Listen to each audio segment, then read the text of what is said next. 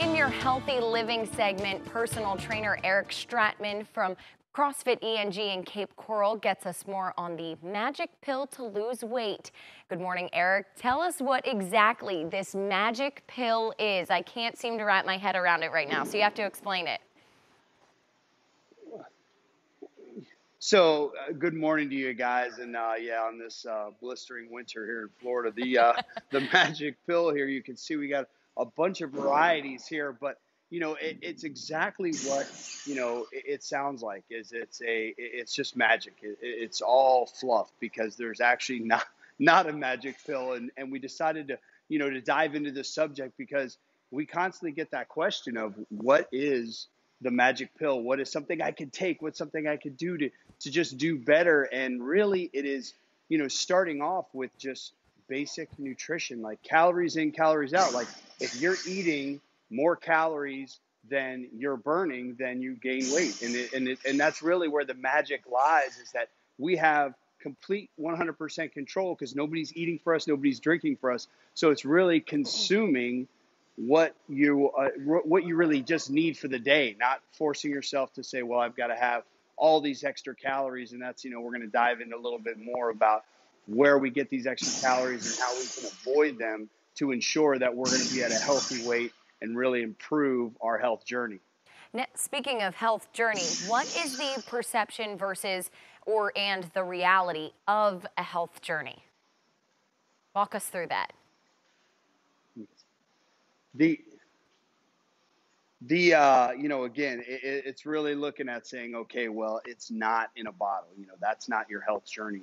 It's that basic understanding of, okay, about 30% of your journey is going to be exercise, right? How fit we are, where our fitness journey is, how often we exercise, but really 70% of it is nutrition. We don't like to hear those numbers, but to understand what we're putting in our body, it really makes that difference. We've talked in past segments about tracking your nutrition. We use an app called MyFitnessPal that's free, and it's got a wonderful, vast database that allows you to really understand all the calories you're taking in. And one of the nuggets we're going to give today is that if you just multiply 10 times the number of pounds you want to weigh, so if I'm 200 pounds and I want to maintain that, I use a 10-time multiplier, and that's 2,000 calories. So I know that's my minimum. It's not maximum. So there is good news in this, that you actually get a good amount of calories, and you have to eat in order to let your metabolism function at height, because we see there's that big roller coaster that most folks go on. If they want to lose weight, they're like, hey, let me take this. Let me, do whatever I can, and let me eat very, very little. And they reduce themselves to 500, 700, 800 calories. And then it completely throws off their metabolism. They're unable to lose weight, and then they get unmotivated, like, oh, this doesn't work. And we really just need a 200 calorie deficit a day to what our need is per day. So it's really understanding that it's super simple. You can eat a lot more than you think you need to in order to lose weight, but it's really just understanding how many calories you're eating and what you're putting in your body every day. Well, that's great advice, and that app, I do use it myself. It's pretty simple to use and definitely helps when it comes with this. But with the tips and tricks, what are some things people can do, when it comes to their health journey and getting on the right track? Well, great question. And looking at what these tips and tricks are is, yeah, even though we don't have that magic pill and we know these, aren't going to work, but, I really want to try to make it happen. It's consuming a lot more water. If we're consuming a lot of water, for one, every cell in our body needs water, but it fills us up. It gives us that sense of being satiated. The other one is fasting. We weren't designed to roll out of bed and eat right away and have food and snacks around all the time. We're born as hunter-gatherers. So it's really taking that into effect, that eat when you're hungry. Don't force yourself to eat, all day long for 14, 16 hours. Take a few hours off in the morning and let that gap be there, because if we have a shorter window we can eat, obviously we're going to consume less calories to allow you to do that. And then when you're doing events, and obviously we got this great, Easter weekend here, we're going to, go to brunches or dinners or gatherings, which is awesome. And we want people to indulge and have a good time. Is before that, consume a good amount of water and eat vegetables first, because if we get that fibrous material in your body, It's going to help you be satiated. It's going to give you some a lot of dense food that doesn't have very high calories at all. So then you end up consuming less. And this works with anything, whether it's your Super Bowl party, it's your weekend at, the barbecue, no matter where it is, it really helps to regulate, because trimming those calories here and there and Awesome. not having to avoid those events at all, really, it will ensure you're going to have some success. Oh, that's great. Thank you so much, Eric from CrossFit ENG, joining us this morning live from his gym. In our healthy living segment, personal trainer Eric Stratman from CrossFit ENG in Cape Coral, he gets us more on this magic pill to lose weight. Good morning, Eric. Can you tell me a little bit about what this magic pill is exactly?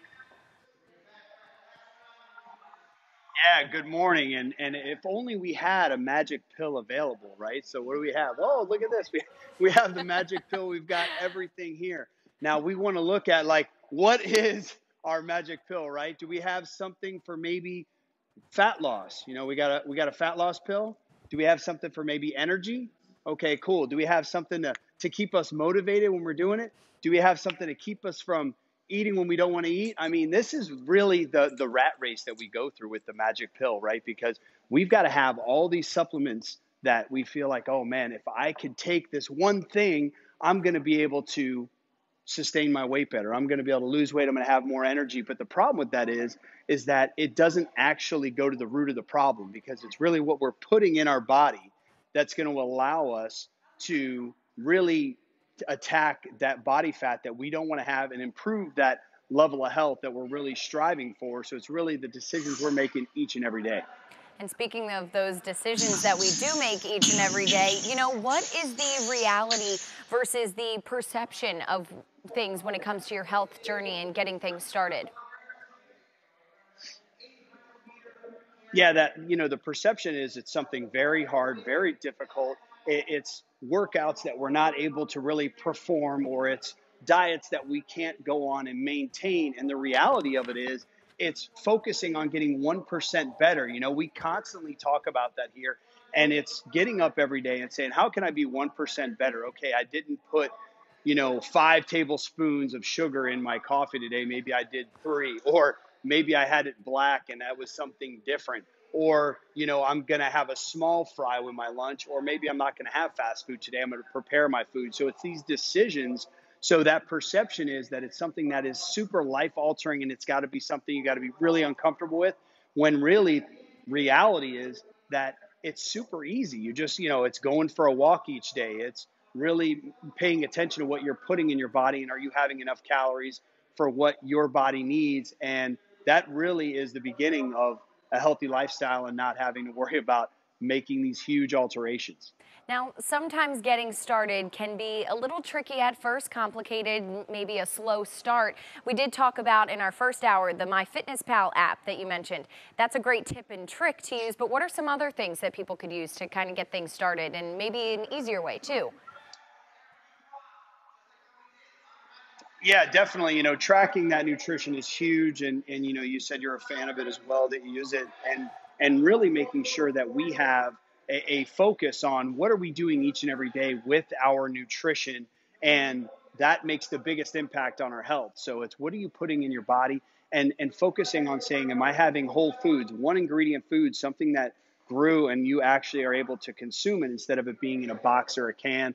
But huge, and we talked about this in the first hour, consume a lot more water. That's going to be something that every cell in your body needs. But the more water you're drinking, you're going to keep yourself fuller and satiated longer, so you're less apt to snacking. So that's really one of those big tricks, that every time you're ready for a snack, drink a large glass of water first and wait about 5 or 10 minutes, and you're going to see that your snacking is super subsided. And then the other side of it is, when you're in front of the TV, try to only eat at your dining room table, or wherever that is that you and your family eat, because of the fact that we are that society that everything's on the couch, that there's always got to be something there. So our mental trigger is sit on the couch, start eating, instead of going, well, it's only at the table. That's going to make a huge difference in consuming calories and improving your health.